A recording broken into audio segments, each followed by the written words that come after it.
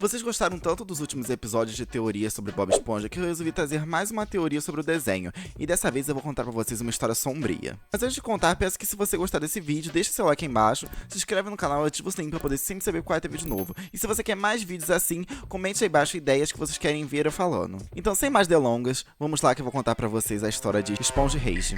Se eu te contar que esse episódio provavelmente foi o fim da fenda do biquíni, do Bob Esponja e de todos os seus amigos, você iria acreditar? E vou falar, foi de uma forma bem trágica. O episódio no qual estou falando é o 19º episódio da 5ª temporada do desenho, e ele se chama de Monumento de Esponja, ou Esponja Rage. Mas antes de falar sobre o episódio, eu preciso falar sobre a referência do nome desse episódio, que é sobre a Stonehenge. E pra você que não sabe, ela é uma misteriosa estrutura de pedras que fica localizada na Inglaterra.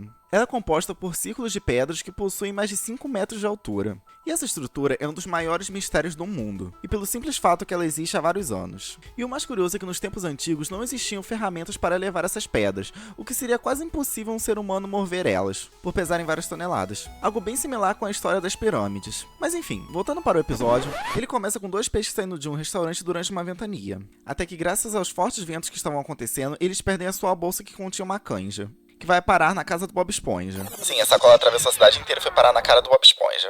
É um desenho. Ele vai até a janela e pergunta de quem seria aquela canja que chegou na sua casa. Até que com a ajuda dos ventos, seus poros começam a produzir uma melodia encantadora. E dependendo da sua movimentação, eles produzem notas diferentes.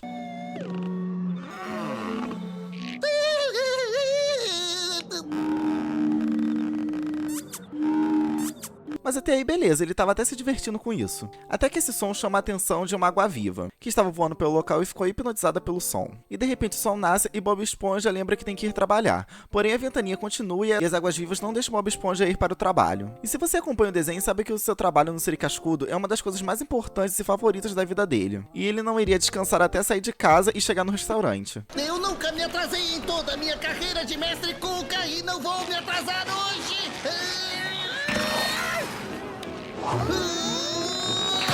Porém, no ato de desespero, ele resolve pedir ajuda para o Sr. Siriquejo, que resolve ajudá-lo a sair de casa, usando alguns métodos de pescaria, que é uma cena bem engraçada, inclusive. Eu tenho a solução. Peguei. Ele está resistindo. Bob consegue chegar no restaurante e resolve ir trabalhar na cozinha. Porém, a ventania abre uma janela, com que faz que o vento entrasse no restaurante e seus poros começassem a fazer o som novamente. Só que dessa vez, não atraiu apenas uma água-viva, e sim várias. Porém, misteriosamente, o vento fica mais forte ainda, com que faz que o Siri Cascudo inteiro seja levado pela ventania.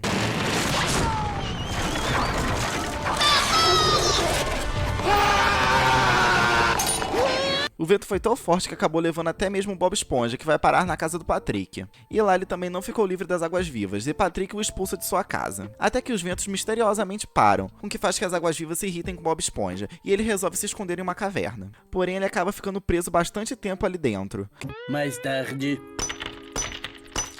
criando até mesmo barba e cabelo, e enlouquecendo um pouco, ao ponto de criar um amigo feito de pedra, semelhante a ele. Porém, ele acaba descobrindo que seu amigo feito de pedra pode também produzir sons, e ele tem a ideia de usar ele como uma isca para as águas-vivas. Porém, não dá muito certo, porque elas não gostam do barulho que o seu amigo produz. Cheiro da música do meu amigo!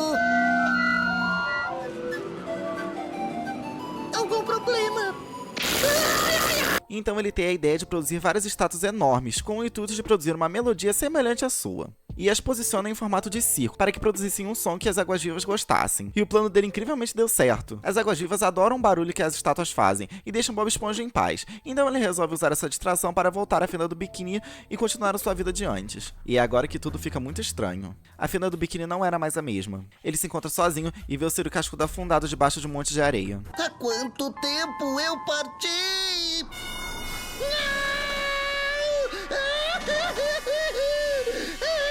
E o que dá a entender que ele ficou tanto tempo preso na caverna que todos os peixes e seus amigos que moravam com ele não existiam mais, e ele acabou ficando sozinho. Mais de 3.000 anos se passam, podemos ver os alienígenas vendo as famosas estátuas criadas por Bob Esponja, porém elas não fazem a menor ideia de quem fez elas, e por que elas estão ali. E durante esses anos, se tornou uma espécie de atração para as águas-vivas, que passaram vários e vários anos se divertindo com aquele barulho.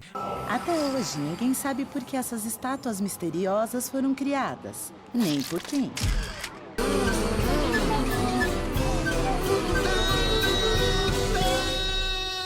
Esse episódio é muito comentado pelos fãs da série por conter vários fatos misteriosos, e um deles seria por que essa ventania aconteceu.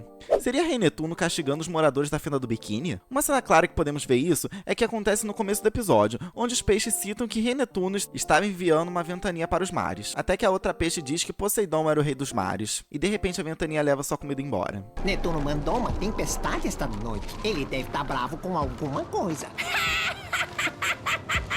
Que bobagem! Todo mundo sabe que Poseidon é o deus dos mares. Ai, minha comidinha! Não! Mas fica o questionamento, por que ele provocou essa ventania? E será que Bob Esponja realmente ficou sozinho? Mas é isso, se você curtiu essa história, não se esqueça de comentar aí embaixo, deixar seu like, se inscrever no canal e ativar o sininho pra poder sempre saber quando ter vídeo novo. E eu vejo vocês no próximo vídeo de teorias aqui no canal. Então, falou e fui!